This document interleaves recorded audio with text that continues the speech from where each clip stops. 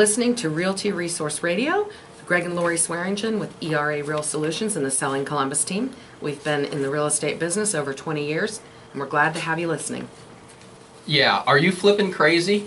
Oh, Greg is waiting to talk about this. I have been dying to talk about this because because flipping crazy. People have been coming telling us that, you know, do you want to make a lot of money flipping homes? Sure we do. We're giving you the secret. The secret to flipping homes. This is it. A lot of the people in this business already know it, but they don't necessarily tell it to you. What is it, Greg? Here's the secret to making a lot of money flipping homes. Buy low, sell high. Gee, that makes perfect sense. Doesn't it? It does. Imagine if you could buy a $100,000 home, turn around and sell it for $150,000. You'd make $50,000. Well, yeah. So how do you buy low? Well, that's the tough part. It's very tough to buy low. And not have it be a complete, you spend more fixing it up than what it's actually worth. Right. Well, let's say you're out there right now, and you have a home that's worth $150,000. Would you take $100,000 for it? No. Well, if it's worth $150, no. Well, of course, and therein lies the problem. People want to sell their homes generally for as much money as they can, so they're not looking to sell a home for less than it's worth. Right. I think the people that want to flip homes need to go to things like HUD or sheriff auctions or things like that. Well, you know why these guys come into town talking about flipping homes? No, why? Tell us. Well, because they're going to sell you something at the end. They're going to sell you their secret notebook. For only what? I don't know what they're selling for these days. I can only imagine. But the reason they do it, the reason that these guys that flip homes are here telling you how to do it and selling you notebooks, it's easier to sell notebooks than to flip homes and make money. Well, I would agree with that. Well, there's a lot. Because people don't think about they don't. There's quite a bit. Legalities and everything. Yes. For instance, it's difficult to buy low. How are you going to buy a home low? Our waterproofing and mold remediation expert told us a secret to buying low. Kirk? Yeah, Kirk Furchard. He said that you could just, if the home had a lot of mold in it, a lot of times they're selling for less because people don't want to buy a home that has a lot of mold. He can come in and fix it, right? And then you can end up making some money on that home. That was. I mean, possibly, right? Depends on where you get it at, but I mean, he called it mold is gold. Yeah, that's right. I remember that now. And I think banks, are another way. You can, if a home gets repossessed, sometimes that home goes to auction, but it's still hard to buy them low because Bruce, who we used to work for, this is all he does. All he does is flip homes for a living.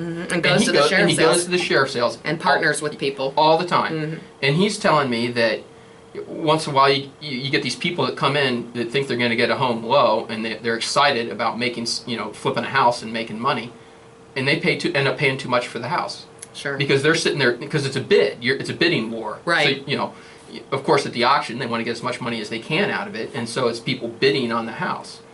And a lot of times the folks that have been doing this for a long time already know, here's what we need to buy this house at in order to make a decent amount of money. Right. In order to make a profit. So it's tough to buy low. The flip side happens sometimes too, where they don't know what they're buying. And you got to be real careful with that because, I know he's bought things sight unseen before, and you go over there and you don't know what you're going to walk into and what kind of mess either that could happen. You don't see the house you're buying before you buy it. It's totally tough to do because you have to know how are you going to fix this place up. So if someone is looking to flip homes, not only do you want to buy low and sell high, which can be tough to do. Make sure you contact the right very person. Tough to do. Right, you got to know how to fix these homes up. Because if you're not doing the fixing up, then someone else is doing the fixing up and you're paying them, which can also hurt your profits. Sure. Because you're paying them to do stuff. So another thing that folks don't tell you about is the taxes. Because if this is your business, flipping homes, your taxes are higher than if, say, it's just an investment property. Go to the IRS website and look for publication 523 on the sale of your home. Discusses it all.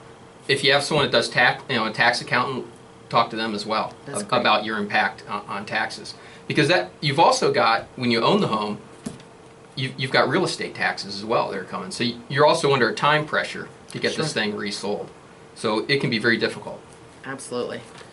as realtors, we are also under an obligation to be honest and ethical. So there's an issue sometimes if a realtor was to buy a home at a low price and then just turn around and sell it at a high price, they could lose their license. Yeah. Why is that? I mean, what? Tell us. Well, because we have this code of ethics that the state of Ohio enforces, which I think are great because they're really looking after the consumer. So in the code of ethics, Article 2 says it's the duty of the broker to protect the public against fraud, misrepresentation, or unethical practices in real estate transactions. And then in Article 7 it says the licensee should disclose all known material facts of a property on which a licensee is representing a seller or purchaser. And so if we go to buy a house at $100,000 and then turn around a couple days later and sell it for $150,000, I have a feeling Unless the it's licensing been approved, board right? would be right, unless it's been improved. So if really flipping homes, I think is a bad name. I think they should call it home improvement. Yeah, I like that. Home improvement and remodeling. I like that because a lot. that's really what you're getting into when you're flipping homes. Yeah, you're absolutely right. Well, the other item I wanted to talk about was advertising secrets. Sold under 30 days. Is that a good thing? Multiple offers. How impressive is that? And sold for more than asking price. We've done all these things. Right. We've done them a number of The times. sold for more than asking price gets me sometimes. Well, and we know some of the secrets there as well. The home that we sold at Strawberry Farms, that was something because it had been on the market for like a year. A year, and the seller came to us and said, I'm frustrated because my home hasn't sold. Right. Can you help me out? Right. And so you took it upon yourself to give him a hand. Right. I went out to the house and I couldn't believe it. The house was absolutely gorgeous and there was nothing wrong with this house. It was priced, it was at a good price point. It wasn't in like $1 million home where it's harder to sell. It should have sold. And it was sitting on a beautiful wooded ravine. And I said, well, let me see the pictures, that this person, the realtor that he was using, took. The realtor had taken it with his cell phone camera. I was appalled. I'm like, seriously? You took pictures of this house with your cell phone, and that was the pictures that you uploaded on the MLS. So, anyway, he got rid of that realtor eventually. Cell phone pictures. And then he asked me to list it. I took it on. I went out with our wide-angle lens camera, took pictures and priced it right. And actually, I think he made we sold it for $4,000 more than what the previous realtor had it listed for, and it sold in under 30 days. He didn't believe you were going to do it because I remember him talking about it. He's like, wait a second, my home has been on the market for over a year and hasn't sold at this price. Right. You're telling me come in and ask more. Yeah, you're actually going to sell it for more money. Right. And you did it. Yeah, it was great. I love that. And you did it. I felt so good about that. Under 30 days. That was a great situation. But that was, but what all these things are about is pricing a property accurately where it should be. Because when you price a property where it's supposed to be, it sells. Right. Condition, pricing, location, those are all things that considerations right take now into account. the above asking price sometimes can really mean that the buyer needed help with their closing costs. So what they do is they say, you know what, I can pay a little more for this house and stretch that out over 30 years. That's not, that's pennies in my monthly payment, but I don't have $10,000 to cough up front or $5,000. So that's usually when you see that situation is when they're offering the seller, they say, we'll give you, say the seller's asking $100,000, they say, we'll give you $105,000, but then you pay for my closing costs. Of course, so there's it still has to appraise. It has to appraise, that's so true. It's that not is like true. they're buying it for more than appraised. Or they're multiple offer situations. That's the other caveat. We've seen that as well by pricing a home low. You're like, well, if we price it a little bit lower than market value right now, we're going to get people all over this. And you've had to negotiate multiple offers at the same time coming on a house. Right. And that's when you start talking about, okay. Give your highest and best. Yeah, give us your highest and best offer because we have multiple offers on this house. Exactly. And so we don't want to spend, the next year negotiating this thing. Yeah. You know what I think is amazing as well is the $10,000 magnet we gave out a few years back. Oh. You might remember this. I don't even know how many realtors know how to figure this out, but it's return on investment, because really when we're talking about how well is a realtor doing with your house selling it, we're talking about return on investment. Mm-hmm. Imagine that you're giving out loans. You're someone who's going to give out loans. Right. And you're going to give away to one of, a couple of your neighbors come to you. They each want to borrow $1,000. Mm-hmm. And one of those neighbors says, well, if you loan me $1,000 today, then next week I'll give you $1,010. Mm-hmm. So basically you'll make, $10 on your money. Right. What if another neighbor of yours comes and says, well, if you loan me $1,000 today, I'll give you $2,000 next week. Well, yeah, you'd go to that person.